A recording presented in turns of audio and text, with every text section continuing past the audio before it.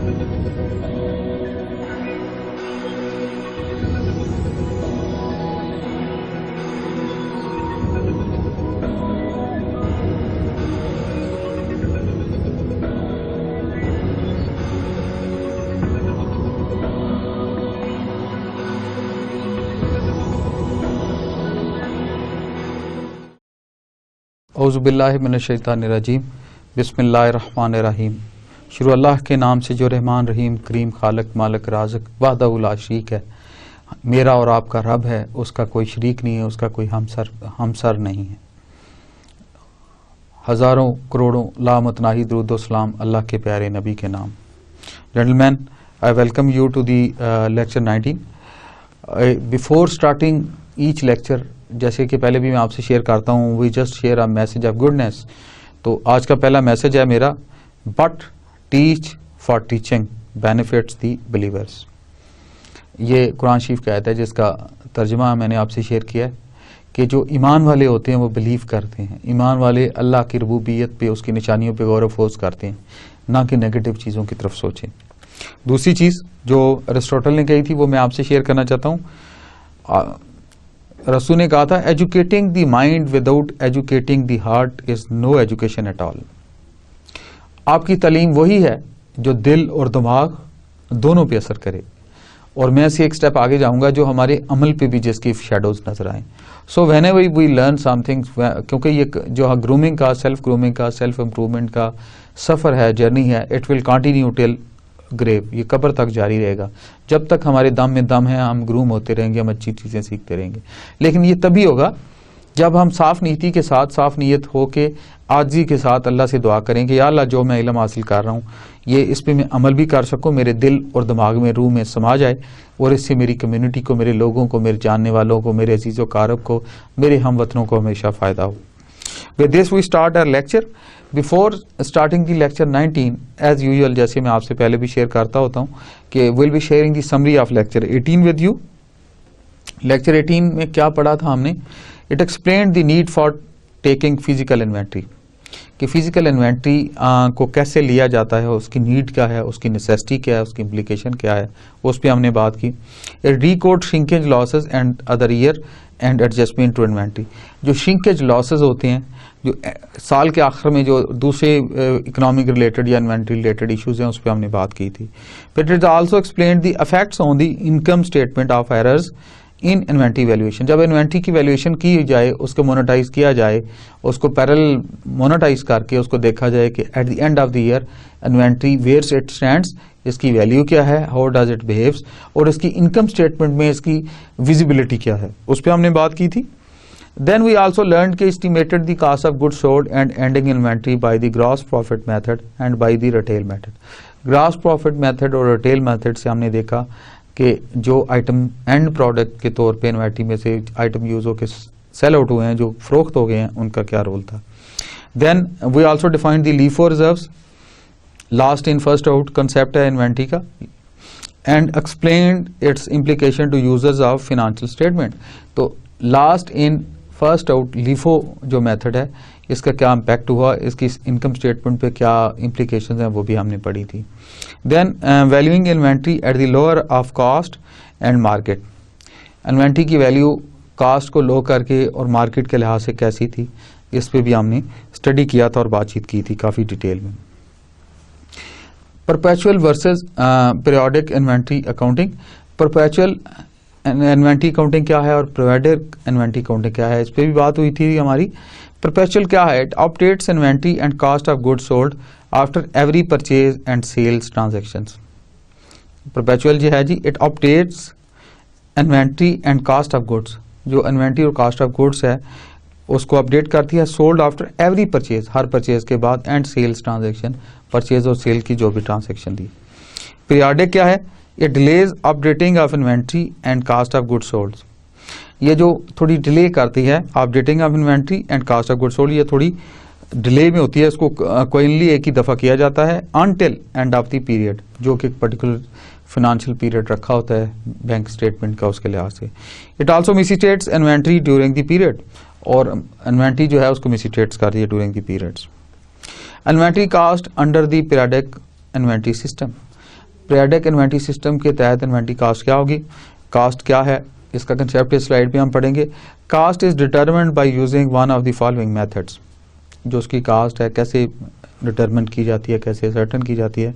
One is the specific identification, उसको specific identification method से देखा जाता है।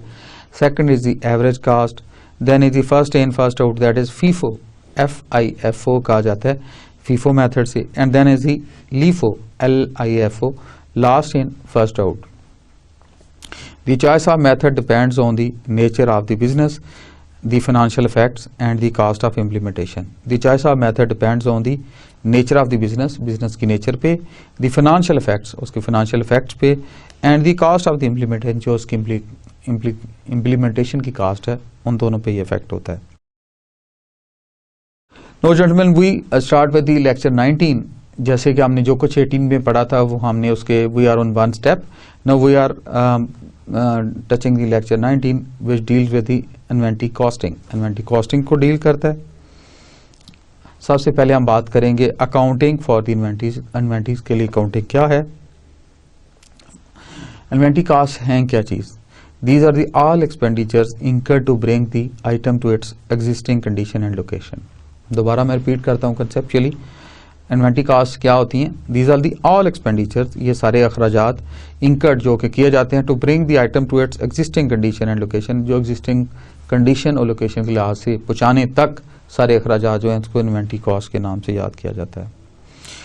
दे कास्ट इंक्लूड इनवॉइस कॉस्ट, एक तो इनवॉइस कॉस्ट होती है जिस पे वो आई एक्चुअल फैक्ट्री से जैसे OEM ने की, देन है शिपिंग, उस पर शिप भी हुई है वो, उस पर ट्रांसपोर्टेशन कह लें, शिपिंग जो हुई है, फिर उसकी कैश डिस्काउंट्स आपने लिए होंगे पर्टिकुलर, वो भी इसमें से माइनस होंगे, फिर परचेजेस अलाउंसेस। सो ये सारी कास्टें इंक्लूड करती हैं invoice cost, shipping cost, cash discounts and the purchases allowances, ये उसमें शामिल होती है। इन्वेंट्री सिस्टम्स पीरियडिक में क्या आता है? इसमें आता है compute inventory balance at end of each accounting period. Periodic में इन्वेंट्री सिस्टम पीरियडिक की जब हम बात करते हैं, it computes inventory balance at end of each accounting period, हर अकाउंटिंग पीरियड के आखिर में उसको देखती है। Then it also compute cost of goods sold at accounting period end, cost of goods जो हमने बेची अकाउंटिंग पीरियड के एंड पे वो भी इसको टच करती है।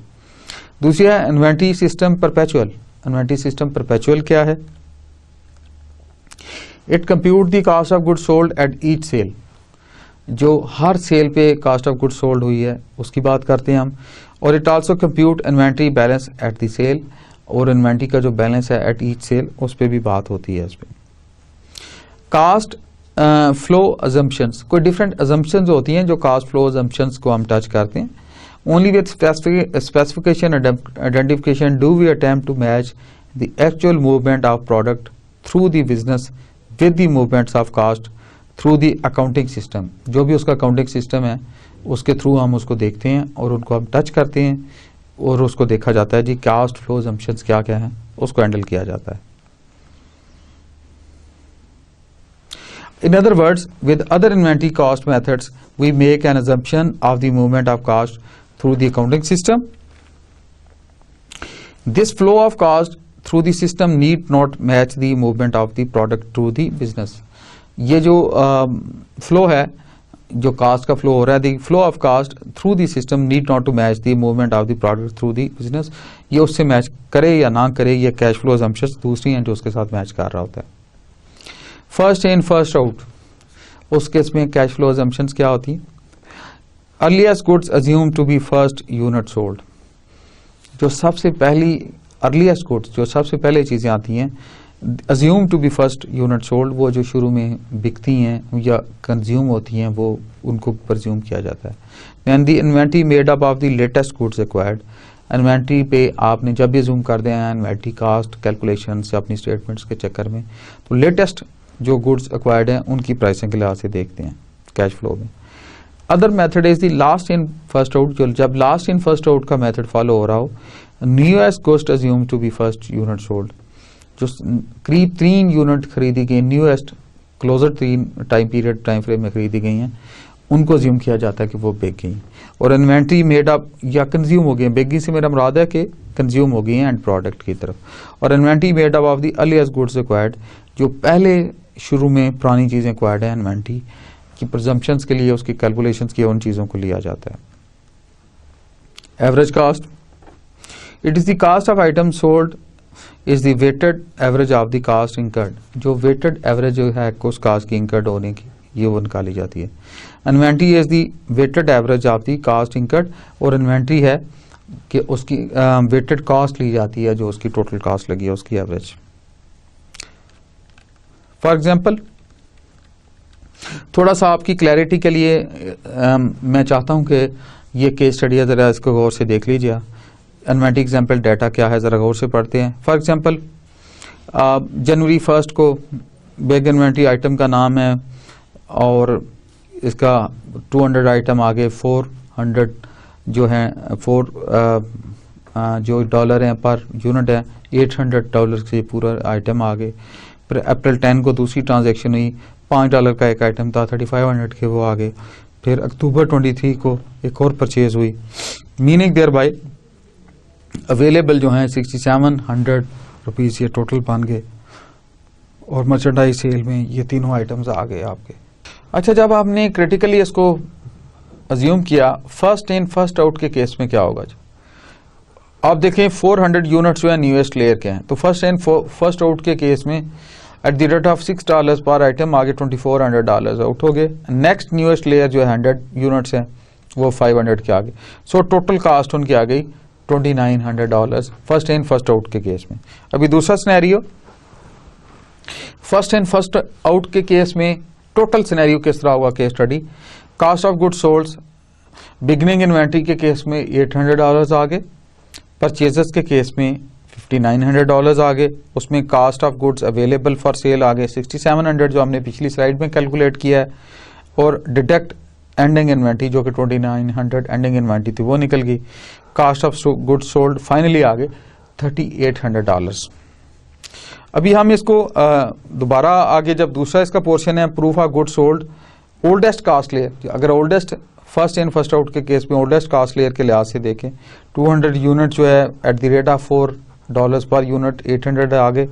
नेक्स्ट ऑर्डर लेयर जो है 600 यूनिट के $3000 आ गए एट द रेट ऑफ $5 पर यूनिट, टोटल आ गई $3800।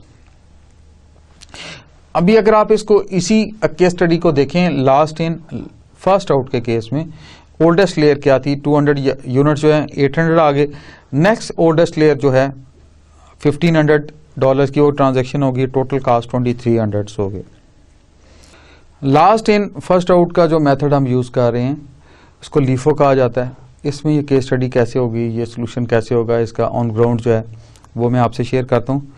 पीरियडिक इन्वेंट्री में कॉस्ट ऑफ गुड्स सोल्ड जो है बिगनिंग इन्वेंट्री के केस में $800 आ गई, परचेज में 5900 आ गई, कास्ट ऑफ गुड्स अवेलेबल जो है 6700 आ गए, एंड डिडक्ट एंडिंग इन्वेंट्री $2900 आ गए, and cost of goods sold आ गए $4400।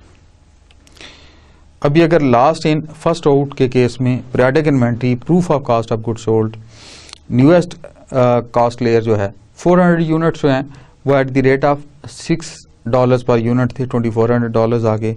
नेक्स्ट न्यूएस्ट लेयर आपने ली, उसमें 400 units at the rate of $5 पर यूनिट आ गए, 2000 आ गई at the end, and total cost 2400 plus 2000 जो है $4400 ये आ गई टोटल कॉस्ट इसकी लीफो के तहत पीरियडिक इन्वेंट्री में। अभी वेटेड एवरेज के केस में इसको देखते हैं क्रिटिकली।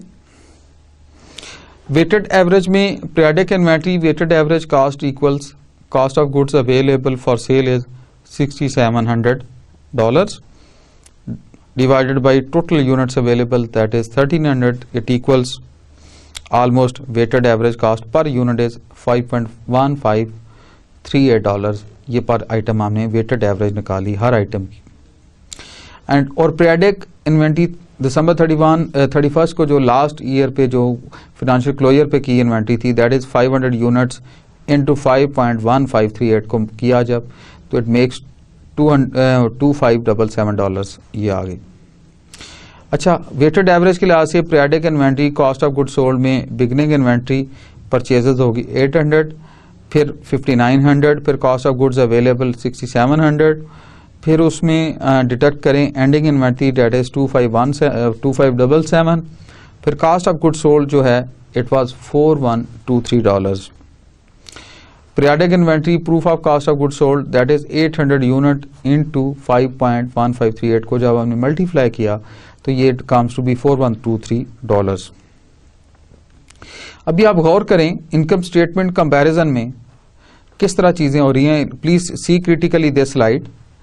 पीरियडिक इन्वेंट्री के केस में सेल जो हैं, अगर हम इसको देखें इनकम स्टेटमेंट कंपैरिजन को थोड़ा क्रिटिकली कंसेप्चुअली है, तो सेल्स पे जाती हैं. फीफो में क्या है, लीको में क्या है, लीफो में क्या और वेटेड एवरेज क्या है. फीफो मैंने आपको पहला कॉलम फीफो का है, दूसरा लीफो का है और तीसरा वेटेड एवरेज का है.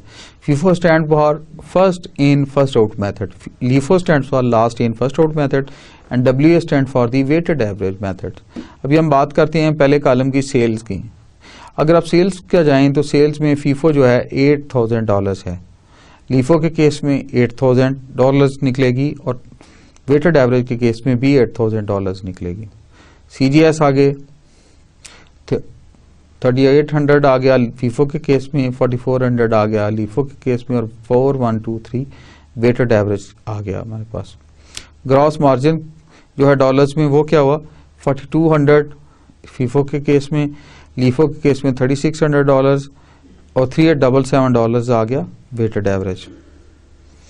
ऑपरेशन एक्सपेंस जो हैं, ऑपरेशनल एक्सपेंसेस जो आए हैं that is 1000 in each case and net income becomes to be 3200 FIFO के केस में, लीफो के केस में 2600 और वेटेड एवरेज के केस में $2877 जो है वो आ गई हमारे पास. Last in first out LIFO that is perpetual inventory. इस पे जरा गौर कीजिएगा. इस स्लाइड चूंकि केस स्टडी है, जरा इस पे थोड़ा आपको फोकस करके देखना पड़ेगा. 4 के केस में जो 4 अप्रैल को हुई थी ट्रांजेक्शन 702 as 5 into $5 becomes 3500 और 2310 को जो हुई थी 400 at the rate of $6 per unit 400 items 2400 आ गया. आप गौर करें अगले कॉलम में 500 into 5 into 2500 ये इसको मल्टीप्लाई करके इन्होंने डिफरेंट वैल्यूज को ले लिया 1 by 1 उसको आग करने के लिए.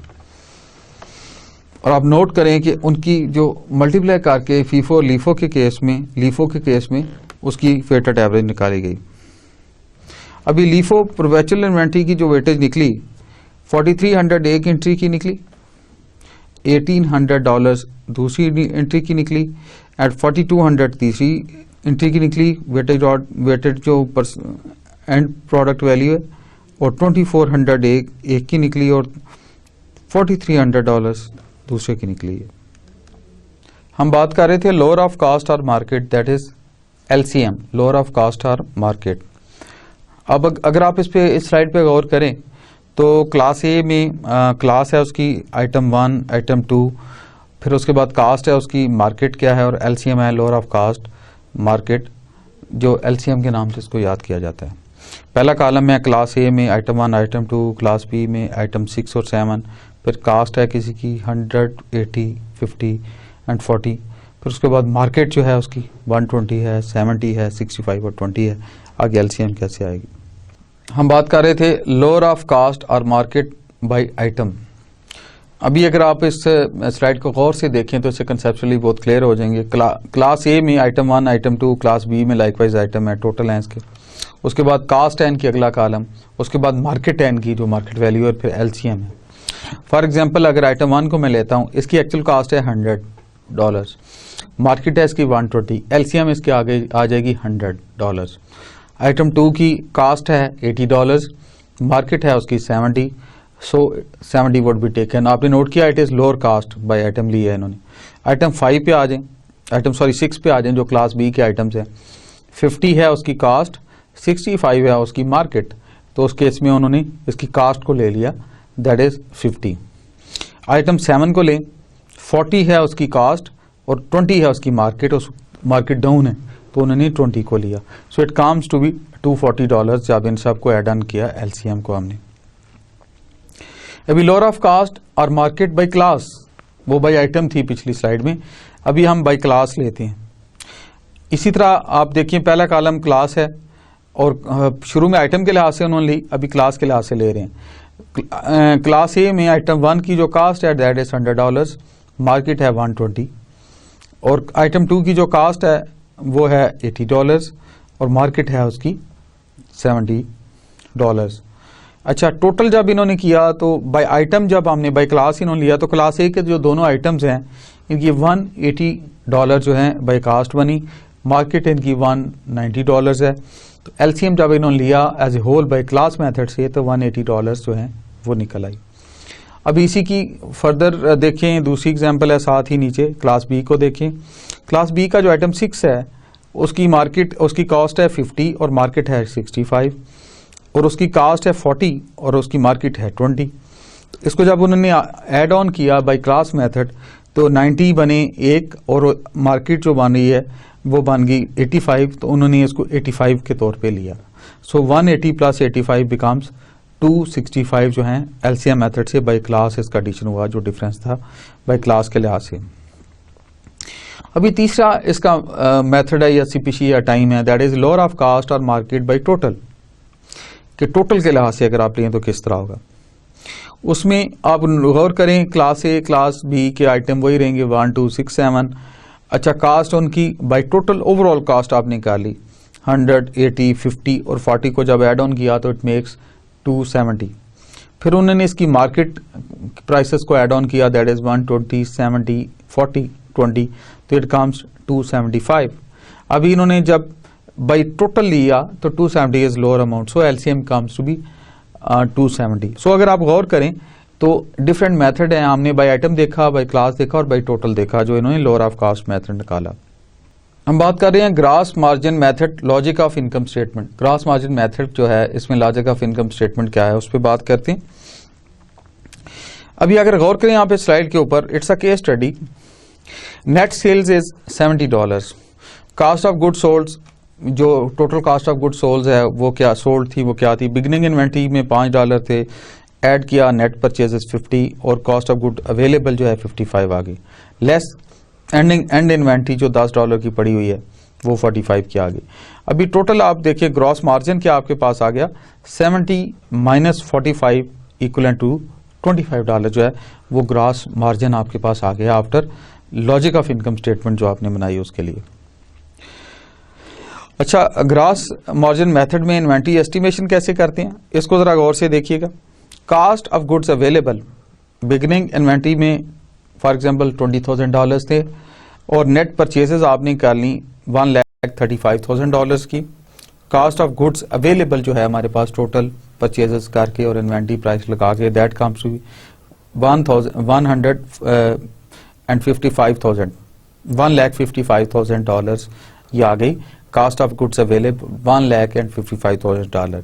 इसमें जो डिडक्ट किया कास्ट ऑफ गुड्स सोल्ड, तो कास्ट ऑफ गुड्स अवेलेबल जो है वो कास्ट ऑफ गुड्स सोल्ड करके उसके बाद हमारे पास ये आएगी कास्ट ऑफ गुड्स अवेलेबल जो हमारे पास आ गई 1,55,000, और इसमें से जो हमने सेल की that was 1,50,000 multiply by 1 gross margin rate that is 1 minus 0.3830 उसमें से निकाले और 0.7 आ गए। Estimated cost of good sold जो थी that was 1,05,000 and estimate ending inventory जो होगी हमारे पास $50,000 की एंडिंग इन्वेंट्री निकलेगी इस केस में। अभी देखते हैं, ये बड़ी अहम स्लाइड है जिसमें हम कहते हैं जी proof of answer. Gross margin method से प्रूफ ऑफ आंसर क्या है हमारे पास। नेट सेल्स हैं 1,50,000 की, कास्ट ऑफ गुड सोल्ड में बिगनिंग इन्वेंट्री 20,000 की बात हम कर ली थी, नेट परचेजेस हमने 1,35,000 की कर ली थी, 1,55,000 ग्रॉस टोटल आ गया।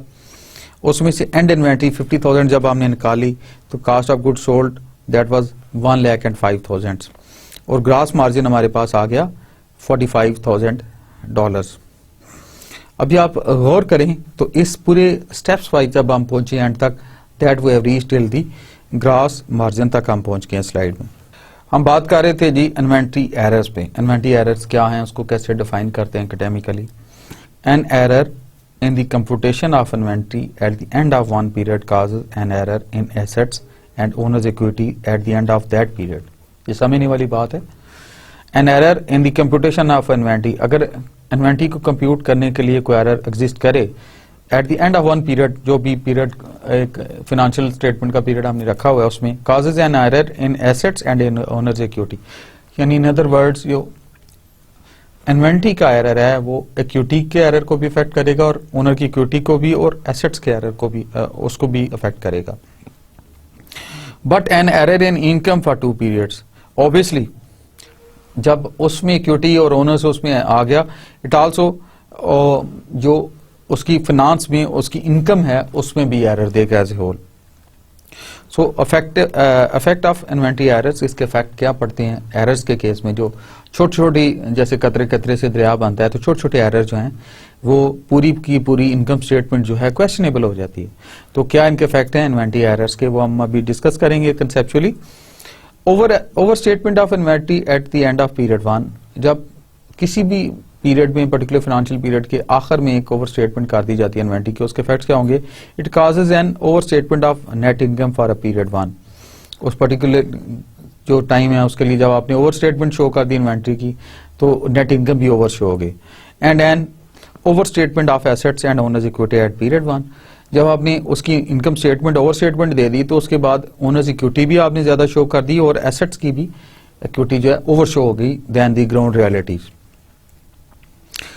Secondly, it causes an under statement of the net income for the period 2. Period 2 के लिए जब आपने ओवर स्टेटमेंट ये कर दी तो नेट इनकम कम शो करेगा। But assets and owners equity at the period 2 and will be correct, वो income statement जो है वो अंडर एस्टिमेट होगी लेकिन एसेट्स और वो करेक्ट आ जाएंगे उस केस में। Under statement of inventory at the end of period 1, अगर हमने पहले केस में अंडर एस्टिमेट की, कम इन्वेंट्री शो की, जो कि ऑन ग्राउंड वो ज्यादा, तो क्या होगी? Causes an under statement of net income for period 1, तो नेट इनकम ही कम शो करेगा obviously. And an under statement of the assets and owners equity at the period 1, तो अंडर स्टेटमेंट दिखाएगा जो ओनर्स इक्विटी है और उसके एसेट्स की at the end of that period. And obviously under statement of inventory at the end of period 1 causes an over statement of net income for period 2, उसके उल्ट हो गया कि पहले केस में नेट इनकम कम शो की थी, इस केस में net income for the period 2 बढ़ गई। And obviously but assets and owner equity at the period 2 and will be correct, obviously वो करेक्ट ही होंगे दोनों केसेस में। जो स्टेटेड इनकम में है वो जो नेट इनकम है उसमें इफेक्ट्स आएंगे इसके।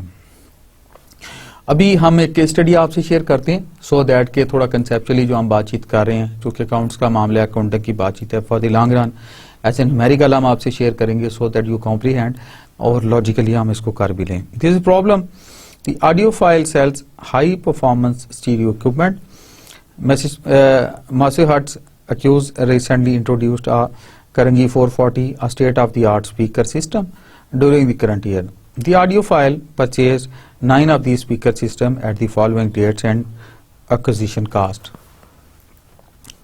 अक्टूबर 1 को इन्होंने यूनिट परचेज 2 यूनिट परचेज किए, यूनिट कास्ट थी 3000, टोटल कास्ट थी 6000। नवंबर 17 को इन्होंने 3 यूनिट परचेज किए 3200 पर यूनिट के रेट से और इसकी टोटल कास्ट आ गई $9600। दिसंबर 1 को इन्होंने दोबारा परचेज किए 4 यूनिट 3250 के रेट से और उसकी टोटल कास्ट आ गई $13000। Available for cell during the year, जो अवेलेबल हैं इस पूरे साल में वो 9 हैं और उनकी कास्ट है $28,600। वो कह रहे हैं जी on November 21 the audiophile sold 4 of these speaker system to the Boston Symphony. The other 5 करेंगी 440 remained in inventory at December 31. December 31 को 5 रह गए उनकी इन्वेंट्री पे। इंस्ट्रक्शन क्या है ये बहुत आपने देखना है, ये कंसेप्चुअली क्लियर होने के लिए इंस्ट्रक्शंस की वेटेज होती है। वो कह रही हैं assume that the audiophile uses a perpetual inventory system, कि वो परपेचुअल इन्वेंट्री सिस्टम अपनी इनकम स्टेटमेंट के लिए, अपनी सारी स्टेटमेंट्स के लिए यूज कर रहे हैं इन्वेंट्री मैनेजमेंट के लिए।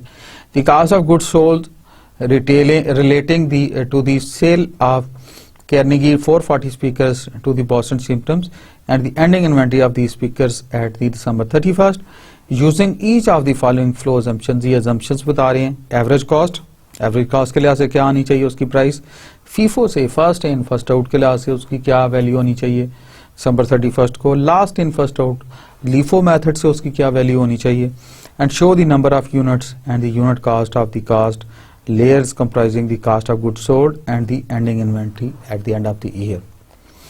ये एक डिफरेंट assumptions हैं जिनके साथ हम न्यूमेरिकली इसको सॉल्व करते हैं और कंसेप्चुअली क्लियर भी हो जाएंगे साथ साथ आपके कैसे इन्वेंटरी मैनेजमेंट के इशू को लेना है. हमने वो सारी assumptions देख ली, हमने उसकी स्टेटमेंट पढ़ ली. अभी हम इस न्यूमेरिकल को सॉल्व करते हैं to be more clear in our mind. सबसे पहले आप देखें cost of good sold at average cost. Average unit cost at number 1 was 6000 plus 9000 divided by 5 unit was 3000 and cost of good sold COGS इसको कहते हैं 4 unit at two 3250 that was 12480. Inventory at December 31st at average cost, that is units remaining after sale of November 21 that was 1 unit 3120 की बच गई and unit purchased on December 1 was 4 unit, इसके 13,000 आ गए. फिर उसके बाद total cost of 5 units in inventory that comes to be $16,120. उसके बाद average unit cost at December 31 was 3,224 and inventory at December 31st at average cost was 5 unit at the rate of 3,224 that comes to be $16,120. Cost of goods sold FIFO के लिहाज से कैसे FIFO basis पे कैसे निकलेगी cost of goods sold की वो हम देख रहे हैं. 2 units that is at the rate of 3,000 plus 2 units at the rate of 3,200 तो ये आ गए हमारे पास 12,400. And B2 inventory at 31st 4 units at the rate of $3,250 and 1 unit at the rate of $3,200. तो December 31st को FIFO method से जो cast है वो $16,200 आ गए. Cost of good sold LIFO basis पे 3 यूनिट्स 3,200 के लिहाज से आ गए और 1 unit eight the rate of 3,000 आ गई. टोटल इट मेक्स 12,600 और इन्वेंटरी एट December 31st आ गई 4 units at the rate of 3,250 plus 1 unit at 3,000 के लिहाज से $16,000 आ गई. तो इस लिहाज से आपने देखा कि हमें ये बड़ा क्लियर, इस स्लाइड को गौर से देखें, बड़ा क्लियर मेथड नजर आ रहा है. FIFO से उसकी कास्ट आई 12,400, LIFO से उसकी कास्ट आई 12,400 और LIFO से उसकी कास्ट आई 12,600 और December 31st को उसकी कास्ट आई जो इन्वेंटरी थी हमारे पास 16,200 FIFO के लिहाज से और जस्ट $16,000 आई LIFO के लिहाज से इन्वेंटरी की जो वैल्यू थी. ये हमारी रिक्वायरमेंट थी. ये दूसरी एग्जांपल है एक दूसरी फर्म की जिसका नाम है एग्जेक्टिव सूट्स. इसकी हम न्यूमेरिकल के स्टडी के तौर पे देखते हैं ताकि हमारी इन्वेंटरी मैनेजमेंट के कंसेप्ट जो है LIFO और FIFO के लिहाज से दोबारा क्लियर हो जाएं, ज़्यादा क्लैरिटी में कंसेप्चुअली आप हो फॉर द लॉन्ग रन आपके ज़हन में बैठ जाएं कंसेप्ट. एग्जेक्टिव सूट्स इनकी uses a perpetual inventory system. This system includes a perpetual inventory record for each of the 60 types of products the company keeps in stock. The following transactions show the purchases and sales of a particular desk chair, that is product code is DC7 during the September. अगर आप गौर करें इनकी summary तो date इन्होंने लिखी हुई है, फिर इन्होंने उसकी एक्सप्लेनेशन दी है, US डॉलर में उसकी अमाउंट लिखी हुई है. September 1st को balance on hand 50 units at the rate of 60 each $60 per unit $3,000 की वो वर्थ हो गए. September 4 को purchase 20 units at the rate of $65 per unit $1,300 आ गए. September 8 को उन्होंने सेल 35 यूनिट्स पर पीस आ गया 100 ईच $3,500 आ गए. September 9 purchase 40 units at the cost of $65 per unit, it comes to be $2,600. September 20 को सेल्स इन्होंने सेल किए 60 यूनिट्स और eight the cost of price of 100 each per unit और वो आगे $6,000. एंड अगेन September 25 को उन्होंने एक और परचेज की 40 यूनिट्स की एट द रेट ऑफ $70 $2,800 पे आ गए. और September 30 को उन्होंने सेल किए 5 यूनिट्स सिर्फ at the price of $110 per unit, तो उसमें 550 आ गए. ये इनका प्रोफाइल है सेल और परचेज का इन्वेंटरी का, तो डिफरेंट ओकेजन्स पे पूरे सितंबर के महीने में starting from September 1st to September 30th वो करते रहे. इनकी इंस्ट्रक्शंस क्या है इनकी कैलकुलेशंस के लिए? Record the beginning inventory, the purchases, the cost of goods sold and the running balance of N inventory subsidiary record, use the last in first out method. पहले आपने ये सब कुछ जो रिक्वायरमेंट्स हैं लास्ट इन लीफो मेथड से करनी है, last in first out method से। फिर उन्होंने कहा prepare a journal entries to record these purchases and sales in September, assume that all transactions were on account, ये assume करेंगे सारी transaction account में थी। फिर तीसरा है explain why the company's choice of the LIFO method, that is the last in first out method, may result in a more accurate presentation of its income statement than its balance sheet। income statement वो ज़्यादा बेहतर कैसे होगी balance sheet की निस्बत। तो अभी आप एग्जेक्टिव सूट की देखिए, perpetual inventory record that is LIFO basis as on सितंबर 30th 2010। अब इसको इन्होंने उसको डायरेक्ट जरा इसको इसको टेबुलर शेप में शो किया, जरा कंसेप्चुअली आप वन बाय वन देखिएगा। पहला कॉलम है डेट का, दूसरा कॉलम है परचेज का, परचेज के नीचे यूनिट है, यूनिट कॉस्ट है, टोटल है। फिर सोल्ड के नीचे 3 कॉलम है, यूनिट्स कितनी है, यूनिट कॉस्ट है और कास्ट ऑफ गुड सोल्ड आ गई। बैलेंस में लीफो के लिहाज से यूनिट्स कितनी आ गई, यूनिट कॉस्ट कितनी आ गई, टोटल कितनी आ गई। ये थोड़ा क्लैरिटी के लिए हमने कॉलम बना के किया है सो दैट कि कंसेप्चुअली आप क्लियर हो। राइट, ये सितंबर 1 को आप आते हैं, 50 यूनिट से 60 पर यूनिट कॉस्ट थी, 3000 आ गए, that is the beginning inventory. और सितंबर 4 को आप देखिए उन्होंने परचेज किए 20 units at the cost of 65 per unit, 1300 आ गए। बैलेंस जो उनका निकला, आप गौर करें इसको, 50, 60 और इसका जब निकाल के उन्होंने नोट किया तो 70 एक तरफ बैलेंस आ गया, 50 + 20 70, और 70 की जो प्राइस 60 + 65 के लिहाज से उन्होंने निकाली तो 3000 में से 1300 निकाले, दोनों ऐड किए तो 4300 टोटल आ गया। सो लीफो के लिहाज से उसकी वेटेज जो है, यूनिट जो बैलेंस है उसके पास 70 आ गए, और 70 यूनिट्स की जब प्राइस निकाली उन्होंने दैट वाज $4300। अभी देखें the perpetual inventory record that is LIFO last in first out method as per on सितंबर 30th। दोबारा इसको गौर करें, उसी को चल रहा है। सितंबर 8 को, सितंबर 9 को उन्होंने साथ साथ ये लेते गए। सितंबर 8 को देखिएगा, सितंबर 8 को इन्होंने 20 यूनिट सोल्ड किए थे एट द रेट ऑफ 65, और बैलेंस में 15 जो है वो आ गए एट द रेट ऑफ 60, और कास्ट ऑफ गुड सोल्ड जो है $2200 आ गई, और बैलेंस में उनके पास बच के 20 और 15 35, यूनिट कास्ट उनकी 60 थी, 2500 यूनिट जो है डॉलर्स उनके पास टोटल बैलेंस आ गया। सितंबर 9 को उन्होंने परचेज किए थे 40 units at the unit cost of 6500, total making $2600। अच्छा, जब उन्होंने बैलेंस की तरफ लेके गए तो ऊपर से 35 तो आपके पास पहले ही पड़े हुए थे, उसमें से आपने परचेज और 40 कर लिए, और जब किए तो 60 पर यूनिट के लिहाज से पहले था और 6500 पर यूनिट के लिहाज से बाद में था, total making it worth $4700 at the सितंबर 9 डेट को आ गए। अभी आप गौर से देखें सितंबर 20, 25 और 30th, ये थोड़ा गौर से देखें। सितंबर 20 को क्या हुआ जी, सितंबर 20 को इन्होंने 40 यूनिट्स खरीदे, सोल्ड किए, सॉरी 40 यूनिट्स सेल आउट किए eight the rate of 65 per unit, making it 6000। Balance इनके पास 35 रह गए और 60 यूनिट कास्ट थी उनकी 2500 रह गए।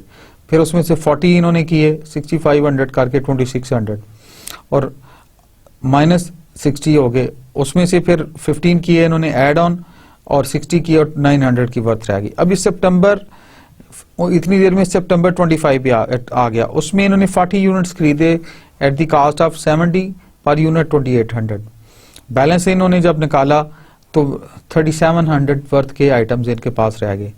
अभी सितंबर 30 जरा ये क्रिटिकल है, क्योंकि उसमें टोटल इन्होंने 5 यूनिट सेल आउट किए हैं। 5 यूनिट थे eight the rate of $110 per unit, 550 की, और ऑल आउट बैलेंस जो है उसमें से प्लस माइनस करके 50 यूनिट्स आपके पास सितंबर 30 को बीचे वर्थ प्राइसिंग ऑफ $3350। अभी हम अगर इसको दूसरी तरह देखते हैं कि एज ऑन सितंबर 30, 20,000 इन्वेंट्री दैट इज 1300 इसकी ये स्टेटमेंट जनरल शो कर रहे हैं हम। Accounts payable that is 1300। अच्छा, परचेज 20 यूनिट्स DC7 के 6500 के लिहाज से। फिर सितंबर 8 की ट्रांजैक्शन है। अकाउंट्स रिसीवेबल 3500, सेल्स जो है अगेंस्ट उसके 3500 आ गई क्रेडिट पे, और sold 35 units of DC7 at the rate of 100। सितंबर 8 को दूसरी एंट्री आ गई, cost of good sold 2200, inventory that is 2200 and to record cost of 35 units of DC7 sold using the LIFO flow assumption 20 units at the rate of 65 and 15 units at the rate of $60। सितंबर 9 की entry जो थी, inventory 2600, sale 2600, purchase 40 units of DC7 accounts at the rate of 65। सितंबर 20 को accounts receivable उसके 6000 आ गए, sales 6000 आ गए, and sold 60 units of DC7 on account of $100। तो सितंबर 20 की अगली एंट्री आ गई, cost of good sold that is 3800 and inventory that is 3800 credit पे ले लिए उन्होंने। To record cost of 60 units of DC7 sold today using the LIFO flow assumption that is 40 units at the rate of 65 each unit and 20 units at the rate of 60। उसकी जो balance है 3800 आ गए थे उसकी प्राइस। दोबारा इन्होंने general को जारी रखा। उसके बाद अगली ट्रांजैक्शन जो हुई है सितंबर 25 को हुई है, ये थी परचेज 40 यूनिट्स। इन्होंने इन्वेंट्री को उसके 40 यूनिट्स परचेज की एट द रेट ऑफ 70, 2800 की, वो डेबिट में चले गए। अकाउंट्स पेएबल जो है उनके $2800 आ गए। They were the purchase 40 units at the rate of $70 पर यूनिट। फिर सितंबर 30 को अकाउंट्स रिसीवेबल इनके 550 हैं, सेल्स के जो पैसे हैं क्रेडिट में दैट इज 550। 5 यूनिट इन्होंने सेल आउट किए थे eight the rate of $110 per unit. अभी सितंबर 30 को दोबारा cost of good that is $350 and inventory ऐसी is $350 to record cost of 35 units of DC7 sold, cost determined on the LIFO basis, 5 units at the rate of $70 per unit। General जो उनकी as on सितंबर 30 हो जो उनकी statement की जा सकती है, इनको हम in the term of statement इनके अकाउंट्स को, इनकी इन्वेंट्री को शो कर सकते हैं। वो इस तरह स्लाइड पे शो किया हुआ है। The LIFO method offsets revenue with the cost of goods sold based upon the most recent unit cost। जो most recent unit cost है उसके लिहाज से offset करता है। That is a last in first out। Thus it may be argued that it result in most accurate presentation of company's income statement, right? ये most accurate के close होता है जो LIFO method है। The disadvantage of the LIFO method is that ending inventory is based upon the oldest inventory acquisition cost। जो oldest inventory last in first out है ना, तो फर्स्ट आउट को आपने लिया और लास्ट इन को उसको शेयर किया। After a company has been in business for many years, these outdated layers may greatly understate the replacement of cost of inventory, क्योंकि पहले एक्विजिशन जो है वो ऐसे ऐसा पुरानी होती जाती है और उससे थोड़ी सी क्वेश्चनेबल हो सकती हैं आपकी statements. For this reason, companies that use LIFO, that is last in first out, should disclose inventory replacement cost in a note to the financial statement। उनको चाहिए कि एक नोट में inventory replacement cost भी दिखा दें, so that closer to the statement, closer to the originality वो चीजें appear हो जाएं उसमें। ये जो हमारा अगली प्रॉब्लम इस स्लाइड पे हम शो करने लगे हैं, this is another case study जो कि आपने पूरा फोकस करके देखना है, सो दैट कि हम लीफो और फीफो और इनकी इफेक्ट्स जो लाइकली हैं इनकम स्टेटमेंट पर उस पर क्लियर हो जाए। It is a California irrigation system है। On January 15, 2001 California irrigation sold 1000 rain master 30 oscillating sprinkle heads to Renco Landscaping immediately prior to its sale। California's perpetual inventory records for this sprinkle head include the following cost layer। ये item है, ये product है वो जो show कर रहे हैं किसी दूसरे यूजर को।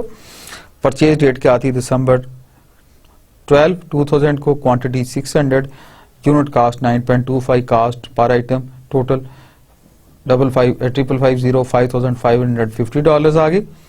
दूसरी जनवरी 9 को इन्होंने दोबारा ट्रांजैक्शन की परपेचुअल सिस्टम को फॉलो करते हुए 900 क्वांटिटी थी, $9.50 पर यूनिट थे और it makes $8,550। Total on hand आ गए, क्वांटिटी इनकी 1500, और टोटल इनकी जो कास्ट है दैट इज आ गई $14,100। इसकी इंस्ट्रक्शन जो है इनको हम बातचीत करना चाहते हैं वो ये है, complete a subsidy ledger record for the Rain Master 30 sprinkle heads using each of the 4 inventory valuation methods listed in part B below. Your inventory records should show both purchases of this product, the sale on January 15 and the balance on hand at December 12, January 9 and January 15. Prepare a separate journal entry to record the cost of goods sold relating to the January 15 sale of that is 1000 Rain Master 30 sprinkle heads assuming that California irrigation uses, वो उसकी भी prepare हमने करनी है summary as a journal के तौर पे। इसकी इंस्ट्रक्शन है जो बहुत जरूरी है, that is one is specific identification method, that is 500 of the units sold were purchased on December 12 and the remaining 500 were purchased on January 9। Specific identification method class है क्योंकि दो ये ट्रांजैक्शन जितनी हुई है 501 और 501 डिफरेंट डेट्स में हुई है, स्पेसिफिक आइडेंटिफिकेशन मेथड के तहत करनी है। Then is the average cost, then is the FIFO first in first out and then is the LIFO last in first out. Refer to the cost of goods sold figures computed in the part B for financial reporting purpose. Can the company use the valuation method that resulted in the lowest cost of goods sold if, for tax purposes, it used the method that resulted in the highest cost of goods sold? Explain. इसको हमने explain करना है कि वो किस तरह हुआ। अभी आप अगर इस पे जाते हैं, अगली इनकी जो जर्नल है, कैलिफोर्निया इरिगेशन सिस्टम है, जैसे हम देखते हैं सबसे ऊपर लिखा जाता है परपेचुअल इन्वेंटरी रिकॉर्ड है, फिर उसके बाद स्पेसिफिक आइडेंटिफिकेशन मेथड है एज ऑन January 15, 2001। अभी पार्ट अल्फा पे हम जा रहे हैं, दैट इज उनकी स्पेशल आइडेंटिफिकेशन मेथड पे लिए। आप देखिए पहला कॉलम डेट का है, डेट के नीचे डेट वाइज जो ट्रांजैक्शन है उस डेट को लिखा जाता है, और अगला जो कॉलम है दैट इज यूनिट्स क्या है, कितने हैं, यूनिट कास्ट क्या है, टोटल कितनी परचेज की है। उससे अगला कॉलम मेन कॉलम सोल्ड का है, उसमें यूनिट्स हैं, यूनिट कास्ट है और टोटल है। तीसरा कॉलम जो है बैलेंस का है, यूनिट्स कितनी है, यूनिट कास्ट क्या और टोटल क्या है।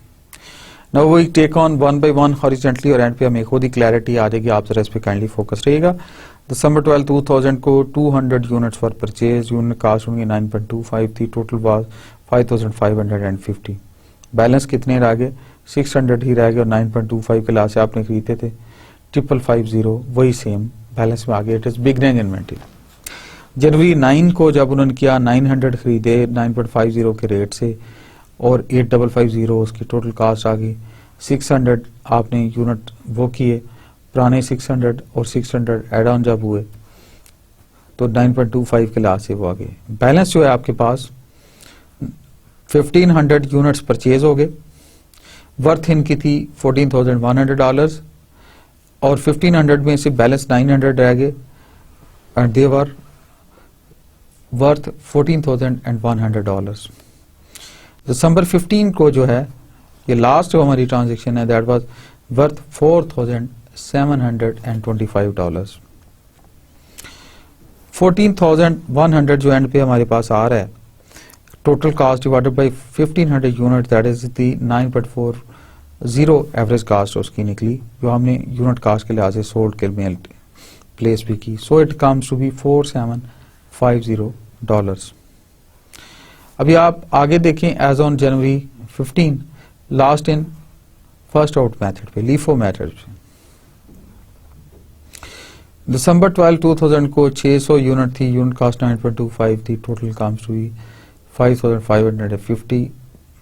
सोल्ड के केस में 600 यूनिट थी, 9.25 पर यूनिट प्राइस थी, 5550 आ गए। January 9 में 900 यूनिट्स थे, 9.50 पर यूनिट था, ये 5550 थे। और उसके बाद बैलेंस में अगर हम जाएंगे और से देखें आप 1500 यूनिट्स आ गए और $14,100 जो है उनकी वर्थ आ गई, उनका बैलेंस आ गया। सो December 15, 2001 जो है 900 यूनिट्स थे 8550 के, और December 15, 2001 को ही 4650 जो है उसके बैलेंस आ गए। जो टोटल है बैलेंस में दैट इज 100 9.25 प्लस 925 प्लस 500 और यूनिट कास्ट थी उनकी 9.25 और इट कम्स टू बी 4625। हम जो केस स्टडी ले रहे थे उसका अभी पार्ट बी अटेम्प्ट करने लगे हैं, ब्रेवो, जिसमें जनरल हमने दिखाना था उस फर्म का। आपने नोट किया सबसे पहले हमने इस स्लाइड में वो शो किया हुआ है सोल्यूशन उसका। सबसे ऊपर हमने फर्म का नाम लिखा, नीचे जनरल लिखा, फिर एज ऑन जनवरी 15 2001 डेट लिखी। एक्सट्रीम लेफ्ट कॉलम पे आएंगी, डेट कॉलम है, फिर उसकी अकाउंट टाइटल्स और एक्सप्लेनेशन हैं, फिर उसकी डेबिट्स हैं और क्रेडिट्स हैं। सबसे पहले डेट जनवरी 15 को क्या हुआ था, हमने पहले सबसे पहले रिकॉर्ड की, to record the cost of 1000 rain Master sprinkles sold to Renco landscaping वालों को 500 units at the rate of 9.25 dollars per unit किए थे और 500 हमने 9.50 डॉलर्स पर यूनिट किए थे। तो cost of good sold basically they all were thousands, इनको मल्टीप्लाई किया जाए 500 से टू डिफरेंट प्राइसेस से, तो डेबिट में आ गया 9375 डॉलर्स और जो क्रेडिट में है तो इन्वेंट्री की क्रेडिट पे वो आ गया 9375 dollars. So average cost method से के लिहाज से ये आ गई 9400 डॉलर्स। अच्छा, जनवरी 15 को इन्होंने कॉस्ट ऑफ गुड सोल्ड, ये दूसरी एंट्री थी जो 9400 डॉलर के लिहाज से आई थी। To record cost of 1000 rain master 30 sprinkle sold to Renco, average cost of 1000 units at the rate of 9.40 and total 14,100 total cost divided by 1500 पे जब डिवाइड किया तो उस लिहाज से एंट्री आ गई। Cost of good sold that is 9400 dollars, इसको हमने क्रेडिट पे भी ले लिया और इन्वेंट्री की भी उससे डेबिट से निकाल दिया, एवरेज कास्ट को डेबिट पे किया और इन्वेंट्री की इसको कास्ट पे कर लिया। अच्छा, first in first out method से कैसे होगा, ये हमने मेथड चूंकि एक्सप्लेन किया है। First in first out method से जनवरी 15 की एंट्री हमने की, cost of good sold that is, इसको बेसिकली हम रिकॉर्ड किया टू रिकॉर्ड कास्ट ऑफ 1000 जो वो स्प्रिंकल्स हैं लैंडस्केप में by the first in first out method following assumption of 500 units at the rate of 9.25 plus 400 units at the rate of 9.509340 average के लिहाज से हमने इसको जर्नल किया, इधर को इसको डॉक्यूमेंट किया, cost of good sold that is 9350 और इन्वेंट्री पे वो क्रेडिट भी कर दी। Last in first out method से इट कम्स टू बी 9475। वो कैसे हुआ, हमने रिकॉर्ड इसको किया सीरियल 4 में, to record cost of 1000 rain Master sprinkle sold to Renco by the cost determined by the LIFO flow assumption that is 900 units at the rate of 9.50 and plus 100 units at the rate of 9475। इस case में 9475 record हुई उसकी worth और LIFO के method में, FIFO के method में 9350 आई थी और LIFO के मेथड से जब हमने उसको डॉक्यूमेंट किया तो it came out to be 9475 rupees for dollars for that 1000 item जो प्रोडक्ट उन्होंने सेल आउट की थी। सो इसमें कुछ चीजें हम स्टेटमेंट्स को फॉर फर्दर क्लैरिटी कंक्लूजन्स हैं जो शेयर करना चाहेंगे इस प्रॉब्लम के, इस वो केस स्टडी की मैं आपसे शेयर कर रहा था फॉर क्लैरिटी। पहली बात तो ये कहते हैं, no as shown in part A the LIFO method results in the highest cost of good sold figure. तो LIFO जो है वो highest cost of good sold show करता है, whereas the FIFO method results in the lowest. इस case में LIFO जो highest show करता है और LIFO लोएस्ट शो करता है।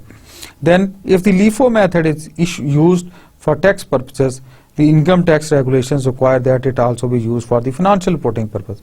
अगर आप LIFO को लास्ट इन फर्स्ट आउट को टैक्स पर्पस के लिए यूज करते हैं तो बेसिकली फाइनेंशियल रिपोर्टिंग के लिहाज से भी वो यूज होना चाहिए, सो दैट द बैलेंस और the sense of equality remains all the time और ज्यादा क्लैरिटी क्लोजर वर्जन जो विजिबिलिटी बेहतर तरीके से हो। हमने लेक्चर 19 खत्म कर लिया। LIFO और FIFO मेथड हमने बहुत सारी एग्जांपल्स एंड डिटेल भी आपसे शेयर की, बाकी भी, but just to remind you all the things मैं दोबारा चाहता हूं कि हमने इस लेक्चर में क्या क्या कवर किया आपसे शेयर करूं उसकी summary.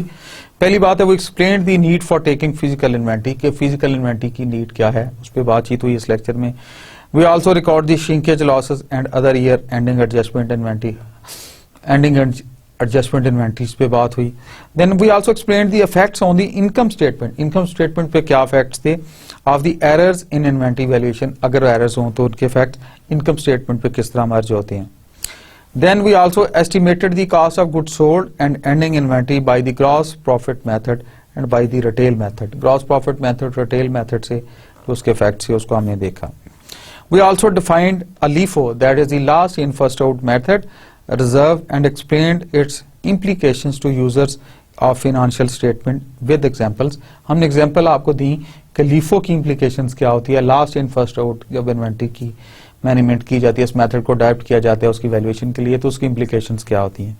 Valuing inventory at the lower caste and market, के अगर हम उसकी lower caste of and market के लिहाज से उसकी कैसे वैल्यू कैलकुलेट की जाती है या इन्वेंट्री की वैल्यू कैसे प्लेस की जाती है और उसकी इम्प्लीकेशन क्या होती है। We also studied compute the inventory turnover rate and explained users, inventory turnover rates पे भी हमने बात की और उसके कंसेप्ट को भी देखा। With this gentlemen we finish our lecture and I hope कि ये लेक्चर आपने थोड़ा कॉम्प्रीहेंड किया है and I have been able to convey you well, और जो बातें हमने बातचीत की है इसने conceptually, especially the 3-4 examples जो हमने आपसे शेयर किया आखिर में case study, they are quite good. As usual जैसे मैं आपसे हमेशा लेक्चर खत्म करते हुए पॉजिटिव बात करता हूँ, ये एक सेल्फ रिवाइवल की थीम भी होती है, ये एक सेल्फ मोटिवेशन की थीम भी होती है, and it's some message of goodness and positivity, वो उस पर बात करते हैं हम। Children must be taught how to think not what to think, ये बहुत प्यारी बात की किसी थिंकर ने, दैट इज मार्गरेट मेडल ने बात की थी, मैं आपसे शेयर करना चाहूँगा, मुझे ये बहुत अच्छी लगी। हमारे बच्चे हमारा असासा हैं, ये हमारा मुस्तकबिल है, ये हमारा सदका जारी है। जिस तरह अल्लाह के नबी और अल्लाह ने हमेशा आपको नसीहत की, मुझे नसीहत की कि अपने पेरेंट्स की इज्जत करें, इस तरह हमारे बच्चे भी हमारे मरने के बाद भी और हमारी जिंदगी में they are the most precious assets of our life. जो आते हम आज इनमें डाल देंगे, जो ज़ेन इनमें डाल देंगे, जिंदगी बार कब्र के सायों तक इंशाल्लाह उनके साथ रहेंगे, चूंकि ये सबसे कीमती साया है, चूंकि एक सबसे कीमती असासा है, कीमती लोग हैं, तो we need to teach them the good things, और वो ऐसी चीजें होनी चाहिए जो सदका जारिया के तौर पे रहें और हमारा सदका जारिया पॉजिटिविटी की कंट्रीब्यूशन करे। तो इसलिए उन्होंने कहा चिल्ड्रन मस्ट बी टॉट, बच्चों को पढ़ाया जाना चाहिए हाउ टू थिंक, कैसे सोचते हैं। जो मैं आपसे बात करता हूँ तो हमेशा कोशिश करें गीबत, हसद, चुगली, नेगेटिव थिंकिंग, किसी से जेलस होना, किसी का कीड़े निकालना, किसी का बुरा सोचना, अगर हम ऐसे कल्चर घरों में डाल दें और बच्चे इस पे टाइम जाया नहीं करें। You think positive, be a good person, मैं कैसे कर सकता हूँ, मैं अच्छा कंट्रीब्यूट कैसे करता हूँ, तो ये इस पे इन्होंने जोर किया। मुझे ये कोटेशन बहुत पसंद है कि children must be taught how to think not what to think. बच्चों को एज ए होल गाइड किया जाना चाहिए कि जो वो थिंकिंग स्टाइल हो, पॉजिटिविटी का रूट हो, कि उनको कैसे सोचना है। ये नहीं बचाना चाहिए कि ये आप स्पून फीड नहीं चीजों को करना चाहिए, उनको ग्रो होने देना चाहिए। कहते हैं बाढ़ के नीचे बाढ़ नहीं उगता, जब हमारे बड़े चले गए एक दिन हम भी चले जाएंगे तो हमारी जगह ये खुद इंशाल्लाह अच्छा फ्लैग उठाएंगे। उस पॉजिटिव सोच के साथ हमने सिर्फ इनको ब्रॉडर गाइड करना है कि जिंदगी कैसे गुजारा जाती है। बेटा मुस्बत सोचने से मुस्बत चीजें आती हैं, अच्छा करने से अच्छा ही आता है। बादब बानसीब, बेअदब बादनसीब, जो आप अच्छे सोचते हैं तो अल्लाह ताला आपके लिए भी आसानियां पैदा करते हैं। Be a source of comfort for others. तो आप जब इनको हैमर ऑन करते रहते हैं तो with the passage of time ये एक अच्छा सदका जारिया तैयार हो जाता है, और इनको स्पून फीड से हट के आप पॉजिटिविटी का एप्टीट्यूड डाल देते हैं, अच्छाई की तरफ ले जाते हैं, तो अल्लाह ताला उसमें बरकत डाल देते हैं।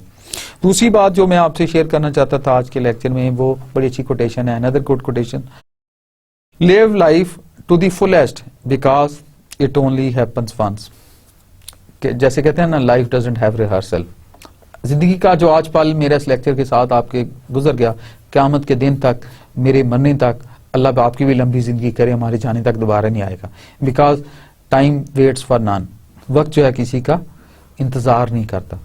तो प्लीज मेरी आपसे रिक्वेस्ट होगी as colleague, as friend, as Pakistani, as individual, कि काइंडली जिंदगी के हर लम्हे को अच्छाइयों से भरपूर कर दें, और हर लम्हे मालिक की रजा के लिए, अल्लाह के नबी की बताई हुई टीचिंग के लिए, कम्युनिटी वेलफेयर के लिए मुस्बत सोच के साथ हर लम्हे को टू दी फुलेस्ट पॉसिबल के साथ गुजारें, और बुरी यादों को, तलख यादों के कांटे दूर कर दें, अच्छाई के फूल खिलाएं, पॉजिटिविटी के फूल खिलाएं। इंशाल्लाह अल्लाह ताला आपकी जिंदगी में आपकी नीयत के साथ साथ बरकत डाल देगा। So it says live life to the fullest, जिंदगी को पूरी तरह एंजॉय करें to the fullest, because it only happen once, जिंदगी एक ही दफा मिलनी है, दोबारा नहीं आना। जो आज का दिन गुजर गया ये लम्हा दोबारा नहीं आएगा। सो मैं आपसे गुजारिश करता हूँ, आपसे रिक्वेस्ट करता हूँ, for the goodness of life let's keep our attitude positive and we move on the route to goodness. अल्लाह ताला मुझे और आपको अच्छाई करने के साथ, अच्छी नीयत के साथ अच्छा डिलीवर करने की हिम्मत तौफीक दे। अल्लाह ताला हमें हमारे वालिदैन का मुअद्दब बना दे। अल्लाह ताला हमें हर अच्छा काम करने में अपना हिस्सा डालने की हिम्मत दे, तौफीक दे। कम्युनिटी की, लोगों की, बड़ों की इज्जत की हिम्मत दे। और मेरे और आपके दिल की मेरा रब हर दुआ कबूल कर ले, हमें अपने वालिदैन का मुअद्दब बना दे। आपके पेरेंट्स को मेरा सलाम, और हमेशा मेरे और आपके दिल की हर दुआ कबूल करे। अल्लाह मेरा और आपका हामी नासर हो।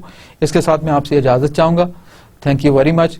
अल्लाह मेरा और आपका मुहाफ़िज़ हो, हमें कायनात में स्वयं अपनी ज़ात के किसी का मोहताज ना करे, और हमें जो कुछ सीखा है साफ नीयत के साथ कम्युनिटी के लिए, अच्छाई के लिए, अच्छा बनने की हिम्मत और तौफीक दे। Thank you very much. अल्लाह हाफिज़, फ़ी अमानिल्लाह। अस्सलाम वालेकुम।